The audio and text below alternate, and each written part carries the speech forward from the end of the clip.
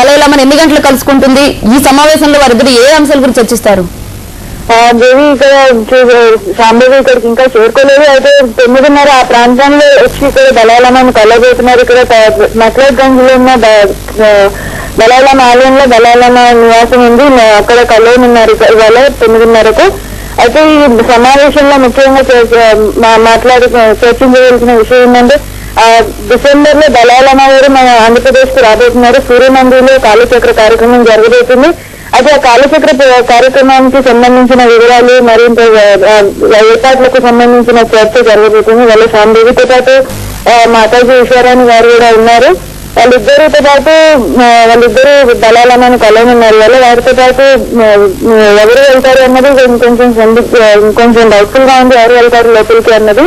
కానీ ముఖ్యంగా అయితే చూసుకోవాల్సింది ఏంటంటే శాంభవికి కాలచక్ర కార్యక్రమం మీద అవగాహన లేకపోవడం వలన కాలచక్రం గురించి మరింత సమాచారం తెలుసుకొని అసలు కాలచక్రం అంటే ఏంటి, దాన్ని హిస్టరీ ఏంటి, ఎలా చేస్తారు అన్న దాని గురించి తెలుసుకునేందుకు దళైలామాను కలబోతుంది శాంభవి ఇవాళ. ఇదే ముఖ్య అంశంగా ఉండబోతుంది వాళ్ళ సమావేశంలో. అయితే వీరందరి సమక్షంలోనే దళైలామా శాంభవి కలుసుకుంటారు, లేకపోతే కొంత ఏమైనా ప్రైవేట్ గా కలుసుకుని మాట్లాడుకునే అవకాశం ఉందా? దళైలామా గారికి హై సెక్యూరిటీ ఉంటుంది. సో ఇక్కడ ఆఫీస్ లో చెప్పిన దాని ప్రకారం అయితే శాంభవితో పాటు వేరే మీడియా వాళ్ళని లోపలికి అలౌ చేసే అవకాశం పెద్దగా లేదు. అయినా ఇక్కడ ఉషారాణి గారు చెప్పడం ఏంటంటే మా సమక్షంలోనే కల్చర్ అయితే చూస్తామని ఆల్రెడీ ఏర్పాట్లు చేస్తున్నారు మాకు కూడా. సో ఇప్పుడు ఆసక్తిగా ఉన్నది మమ్మల్ని కూడా తీసుకెళ్తారో లేదో.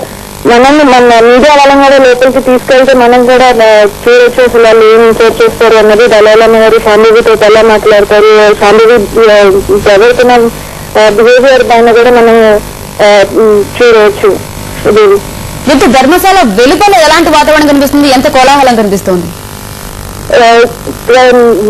దళైలామా గారు నిన్న యూరోప్ ట్రిప్ నుంచి నిన్న సాయంత్రం ఇక్కడికి చేస్తున్నారు ధర్మశాలకు. ఆయనకు చాలా ఘనంగా స్వాగతం జరిగింది ఇక్కడ. అయితే శాంభవి కూడా ఇక్కడ కొంతవరకు ఫాలోయింగ్ ఉంది. ఇక్కడ కొంతమంది లోకల్ శాంభవిని గుర్తించారు.